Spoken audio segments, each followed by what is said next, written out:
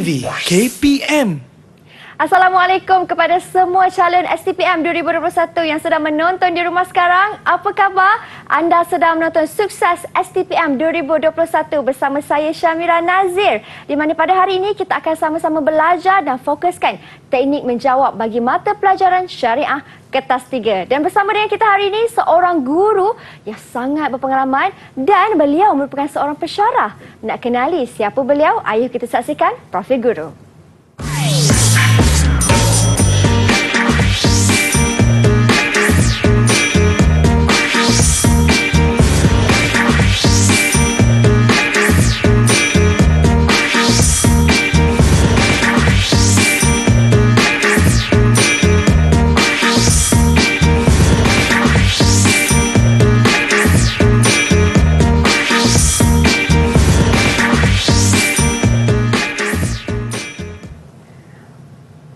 Wah, dan itulah guru kita untuk hari ini. Bersama dengan kita, Prof. Madya Dr. Muhammad Asmadi merupakan seorang pensyarah akademik pengajian Islam kontemporari di UiTM Teknologi Mara. Assalamualaikum, Cikgu. Waalaikumsalam warahmatullahi wabarakatuh. Saya boleh panggil Ustaz ataupun panggil Prof, Ustaz? Panggil Ustaz. Panggil Ustaz. Okey, Alhamdulillah. Baik, Ustaz. Hari ini Ustaz akan terangkan Syariah Kertas 3. Cara menjawabnya. Betul, Ustaz? Ya, betul. Baiklah. Kalau macam tu saya kira Ustaz pun sudah bersedia. Dan pelajar di rumah pun pastinya tak sabar nak tahu bagaimana teknik menjawab Kertas 3 ini bagi mata pelajaran Syariah. Jadi silakan, Ustaz. Okay, Assalamualaikum warahmatullahi wabarakatuh. Kepada calon-calon STPM Kertas Syariah 3. Anda bersama dengan saya, Dr. Muhammad Asmadi bin Yaakob, dalam Sukses STPM 2021 bagi Kertas Syariah 3. InsyaAllah pada kali ini saya akan menjelaskan tentang subjek Syariah 3, lebih kepada teknik menjawab soalan bagi Kertas Syariah 3. Okey, untuk yang pertama, sebelum saya lanjutkan kepada slide yang seterusnya, kita lihat sedikit tentang format soalan Syariah semester 3. Yang mana kertas ini mengandungi dua bahagian, bahagian A dan juga bahagian B. Yang mana bahagian A ada 3 soalan dan bahagian B juga ada 3 soalan. Manakala soalan yang perlu dijawab adalah 2 soalan sahaja daripada bahagian A dan 2 soalan daripada bahagian B. Okey. Peruntukan masa menjawab. Saya rasa semua maklum, peruntukan masa menjawab bagi Kertas Syariah 3 ini adalah selama 2 jam. Maksudnya, calon-calon semua ada masa 30 minit bagi setiap soalan. Jadi saya sarankan masa tersebut perlu digunakan sebaik mungkin. Setiap soalan dikemukakan beberapa soalan ceraian, iaitu soalan A, soalan B dan soalan C. Manakala peruntukan markahnya, soalan A biasanya 4 ataupun 6 markah, manakala soalan B 8 ataupun 6 markah dan soalan C kebiasaannya 8 markah. Ini adalah kebiasaannya, tapi mungkin ada, kadang-kadang ada yang di luar kebiasaan tu tidak dinafikan. Okey, saya nak ingatkan kepada calon-calon semua, kita belajar subjek Syariah 3 ini belajar mengikut sukatan yang telah ditentukan oleh MPM. Jadi sukatan pelajaran Syariah 3 ataupun subjek Syariah ni, calon-calon boleh muat turun dalam laman web MPM. Dan inilah sukatannya, dan saya akan fokus kepada ayat ahkam ataupun Syariah 3, yang mana ada 2, iaitu ayat dan juga hadis. Yang pertama, ayat.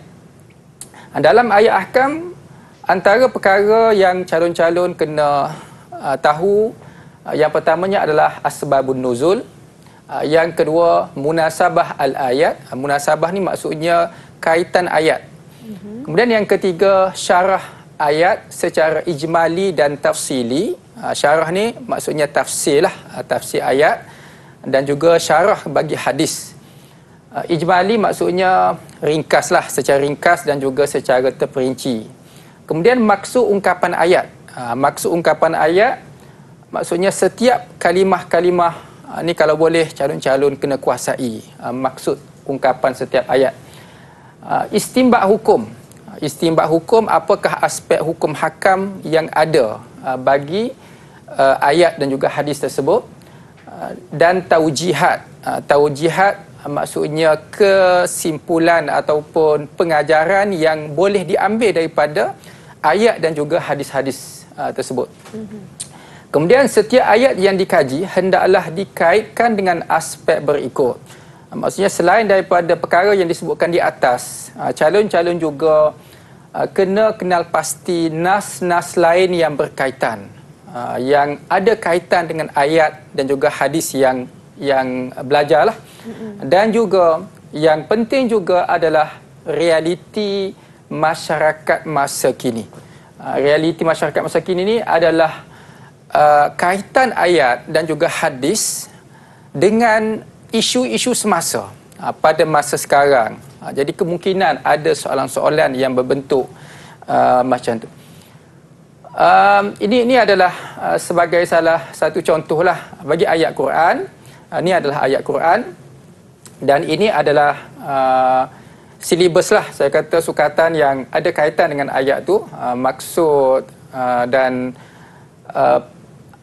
penjelasan ataupun kefahaman daripada ayat-ayat yang dibincangkan tersebut.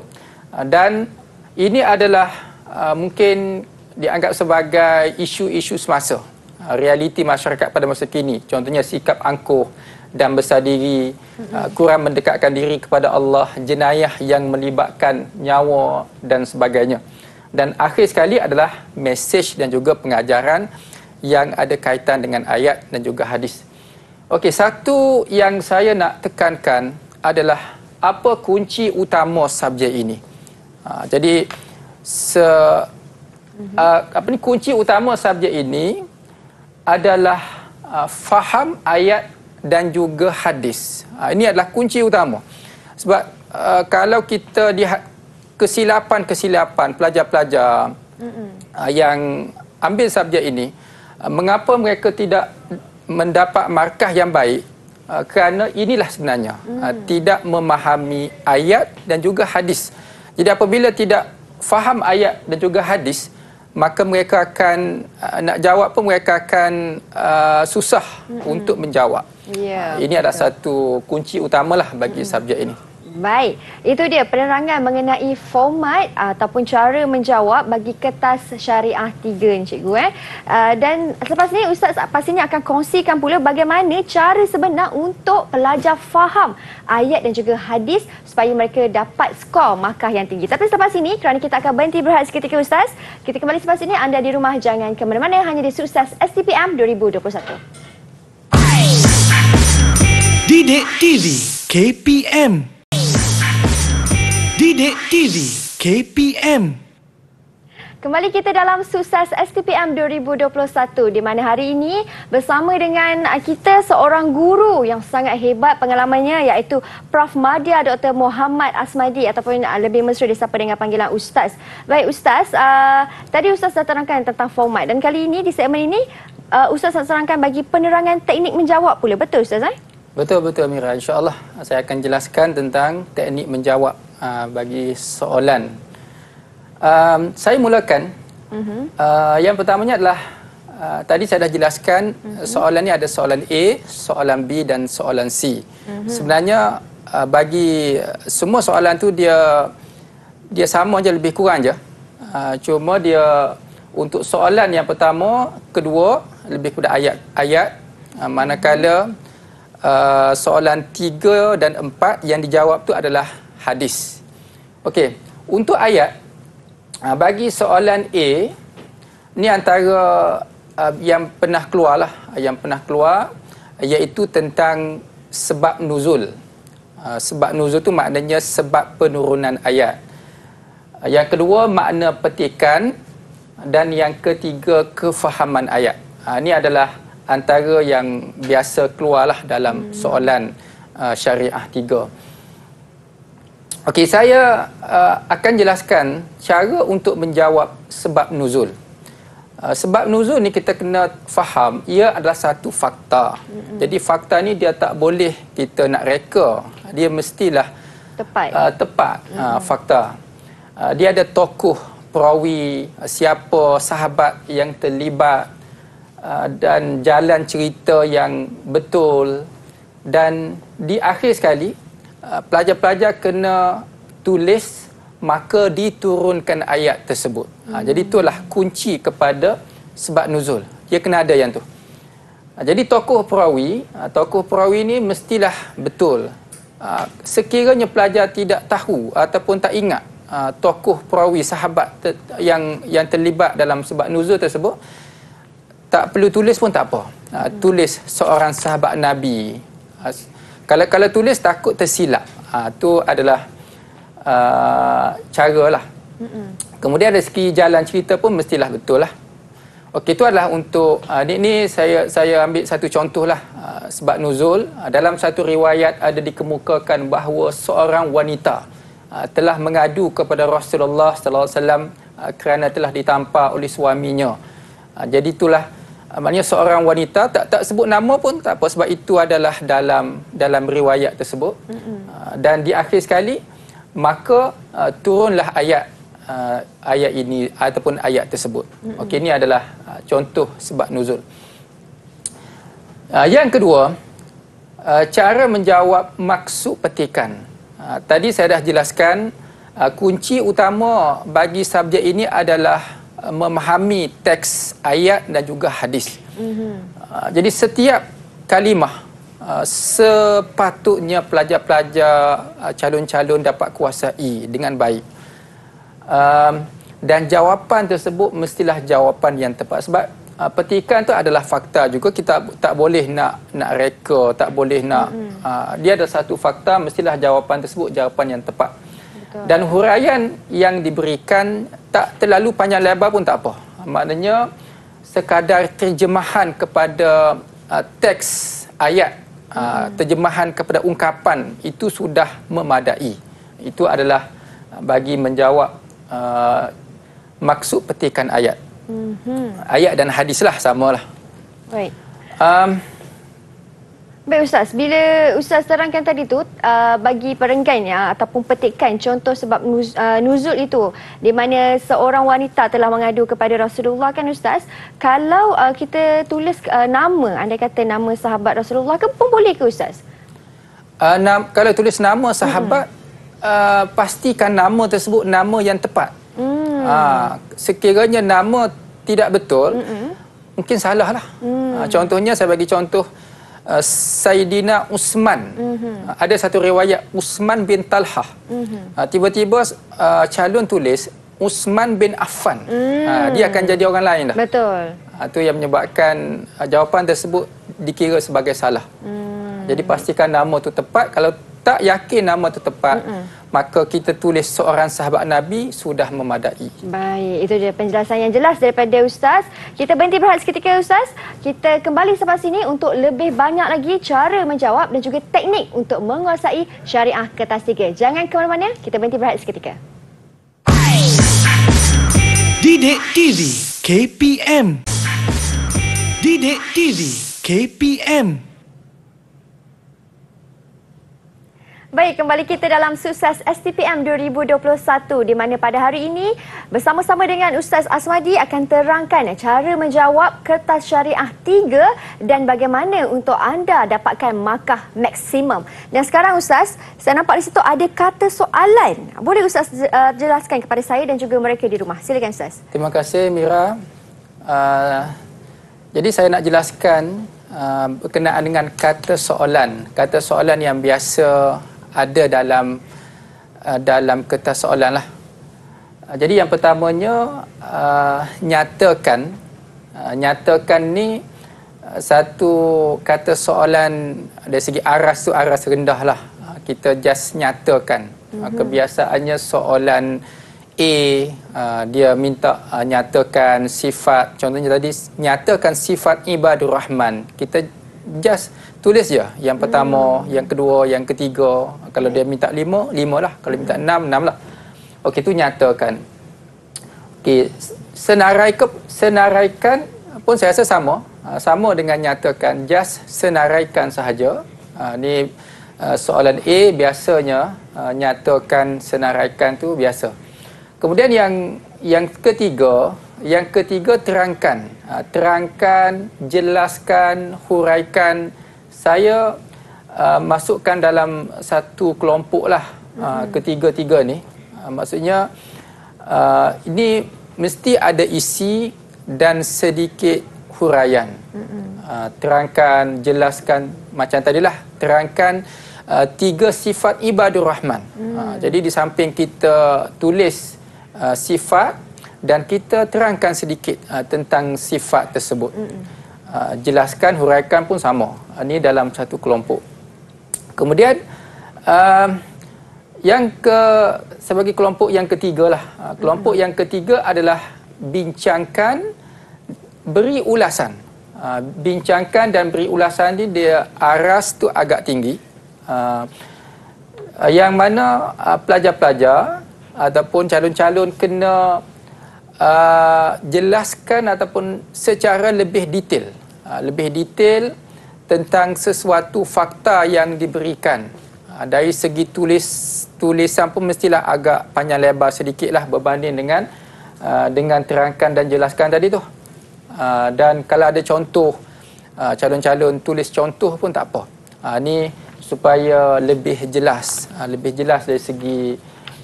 dari segi inilah untuk bincangkan dan juga beri ulasan.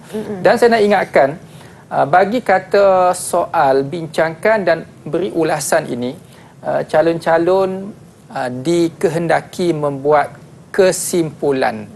Apa kesimpulan daripada yang dibincangkan? Di akhir sekali bagi kesimpulan supaya apa? Supaya dia jelaslah. Ni adalah daripada calon sendiri, bukan daripada ayat hadis. Jadi calon kena bagi kesimpulan. Sebab kesimpulan pun ada markah yang khusus. 2 markah untuk kesimpulan.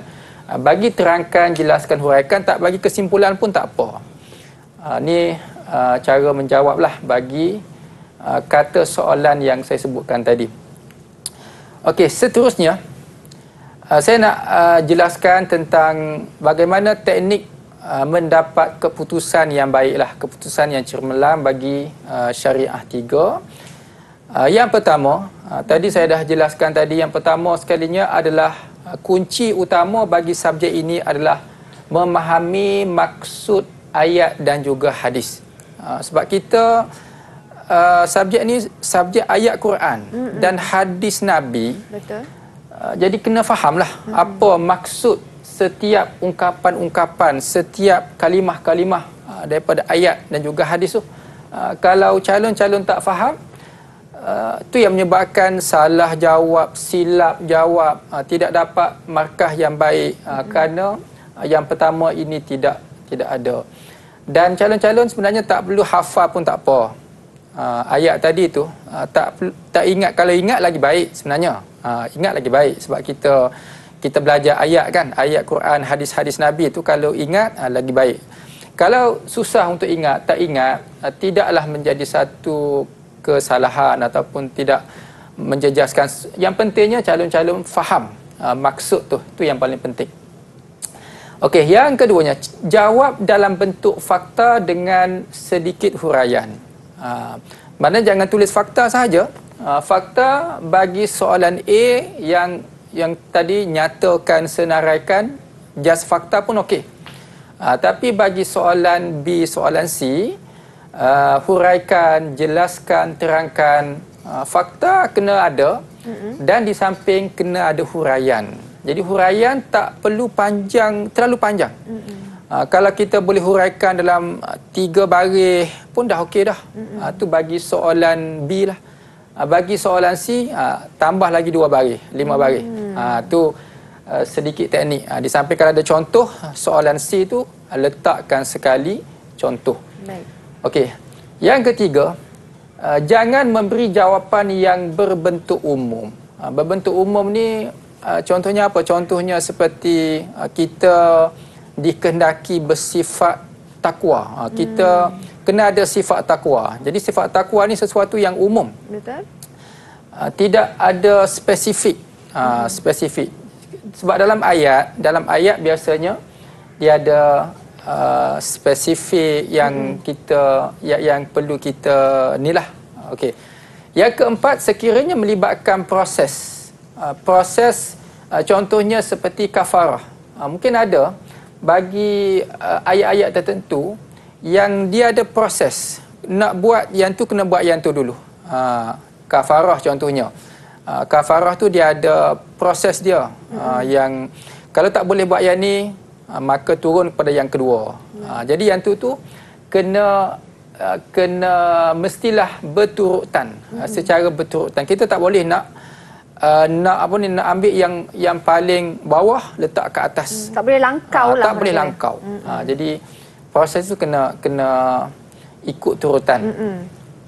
Dan yang kelima, jangan beri maksud dua fakta yang sama dalam bentuk yang berlainan. Baik. Saya nak bagi contohlah. Ni contoh.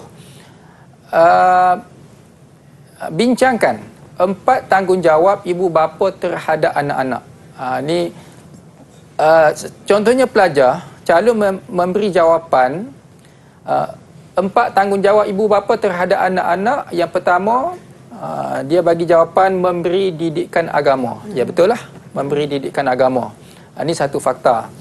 Kemudian dia tulis yang kedua, menghantar anak ke sekolah. Menghantar anak ke sekolah tu walaupun betul dari segi fakta dia betul, tetapi dia sebenarnya di bawah satu kelompok. Macam yang Mira sebutkan tadi, di bawah satu kelompok dalam satu payung, iaitu memberi didikan.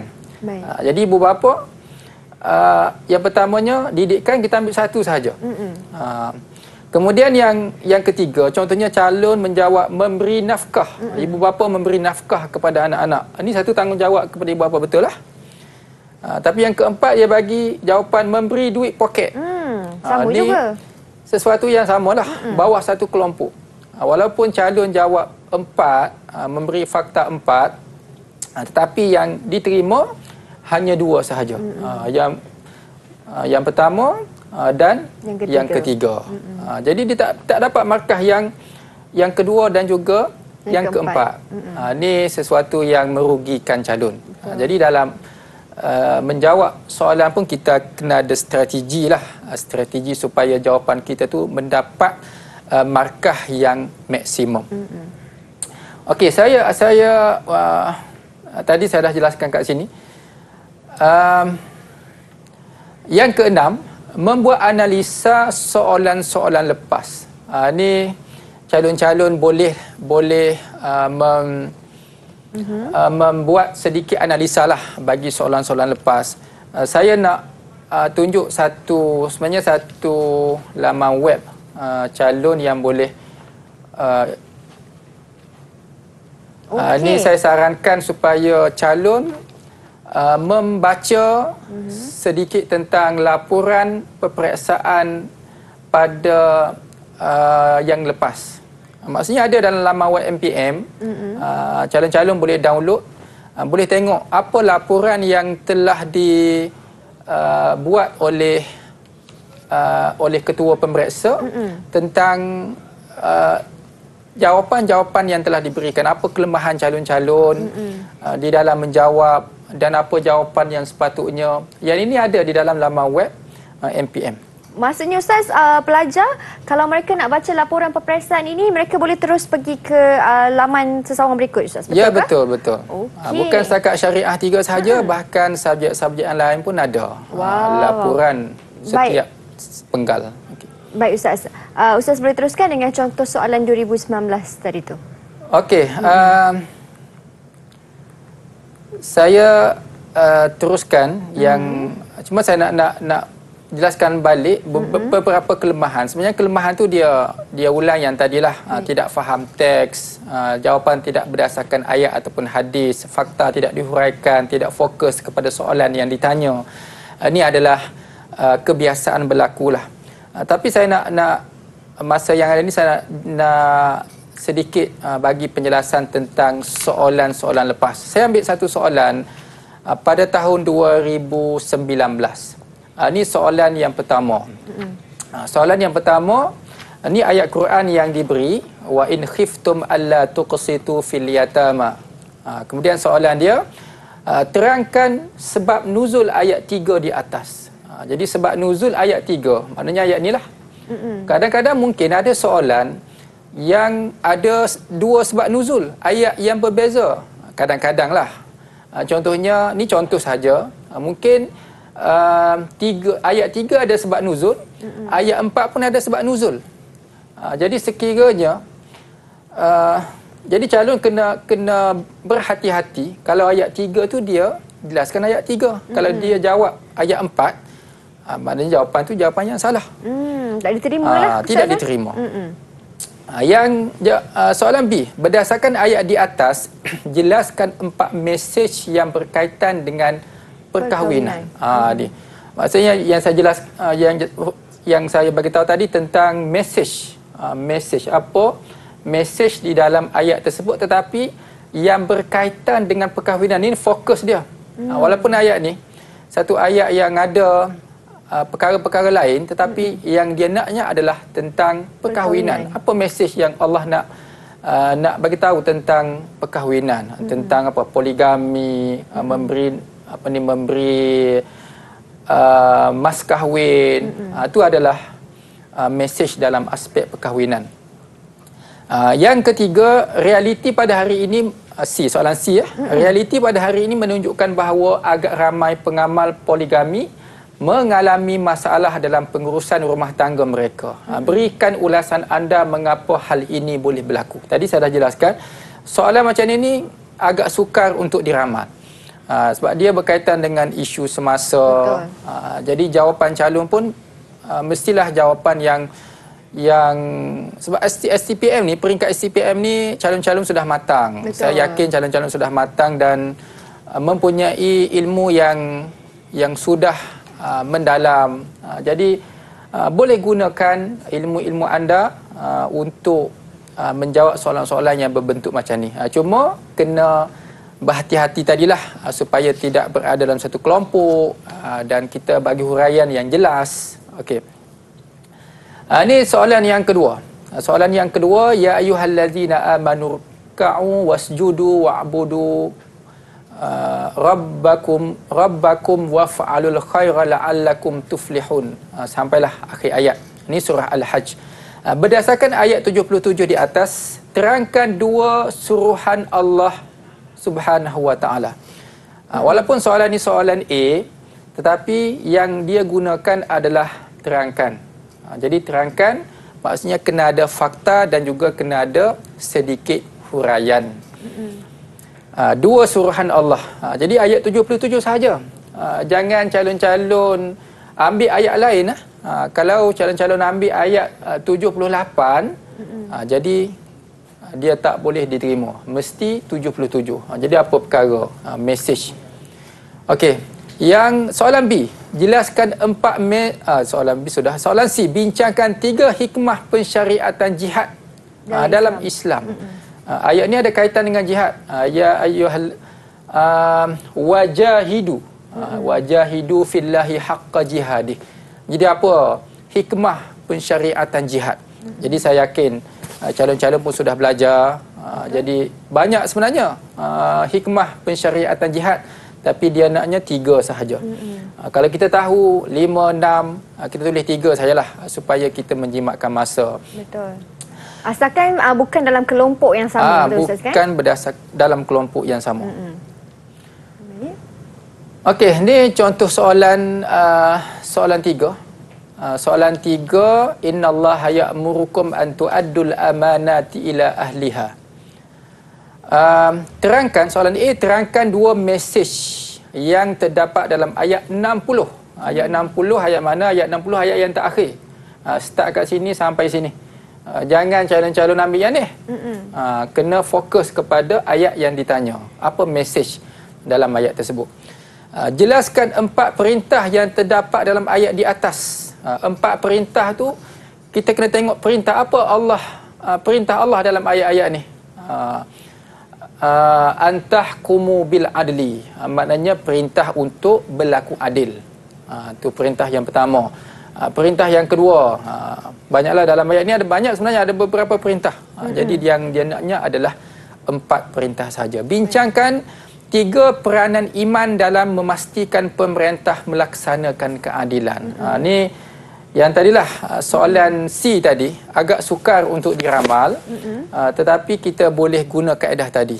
Jawapan kita tu mesti jawapan yang berdasarkan logik lah, berdasarkan kepada logik bolehlah guna, tapi dia mestilah ada kaitan dengan soalan yang ditanya tu. Maknanya peranan iman dalam memastikan pemerintah melaksanakan keadilan. Kena kaitkan dengan pelaksanaan keadilan tadi. Okey, ini hadis. Hadis Nabi SAW tentang apa ni? Tentang muflis. Tentang muflis. Saya ambil soalan saja berdasarkan hadis di atas, nyatakan 4. Jadi nyatakan. Hanya nyatakan sahaja. Baik. Nyatakan sahaja, iaitu ada beberapa, jadi just nyatakan sahaja. Kemudian jelaskan 3 bentuk balasan kepada golongan yang muflis di akhirat. Sebab hadis ni dia ada balasan orang yang muflis di akhirat, apa yang dia akan dapat. Okey. Soalan C, bincangkan 4 perbuatan memakan harta secara zalim dan implikasinya terhadap masyarakat. Jadi ini adalah tentang perbuatan memakan harta secara zalim. Baik. Dan juga implikasinya bagaimana, dan implikasinya. Jadi murid menjawab kenalah letak rumusan mereka juga di situ, Ustaz. Ya, betul. Baik. Sebab bincangkan kena ada kesimpulan. Rumusan. Baik, itu bagi soalan bahagian A, B dan juga C. Alhamdulillah selesai. Kita pergi satu persatu, Ustaz. Bagaimana pula rumusan daripada Ustaz sendiri tentang apa yang telah kita belajari pada hari ini? Silakan. Okey, sebagai kesimpulan ataupun rumusan saya, jadi calon-calon di dalam menjawab soalan syariah 3, yang kunci utamalah yang saya sebutkan tadi tu, calon-calon kena faham. Faham teks ayat Al-Quran dan juga hadis Nabi sallallahu alaihi wasallam. Dan di samping calon-calon membaca soalan secara berhati-hati. Jangan gopoh nak jawab ni. Tengok soalan tu tanya apa fokus soalan tu, ayat mana yang ditanya. Jangan terlalu gopoh untuk menjawab. Ya, itu dia satu pesanan yang ringkas tetapi membawa makna yang besar. Jangan gopoh ketika menjawab. Kerana di situlah mungkin markah kita boleh dapat banyak di dalam soalan tersebut. Terima kasih banyak Ustaz ataupun Prof. Madya, Dr. Muhammad Asmadi atas perkongsian pada hari ini. Terima kasih juga kepada semua calon STPM yang bakal menduduki kertas peperiksaan ini. Diucapkan semoga anda berjaya. Kita jumpa lagi di episod akan datang hanya di Sukses STPM 2021. Assalamualaikum.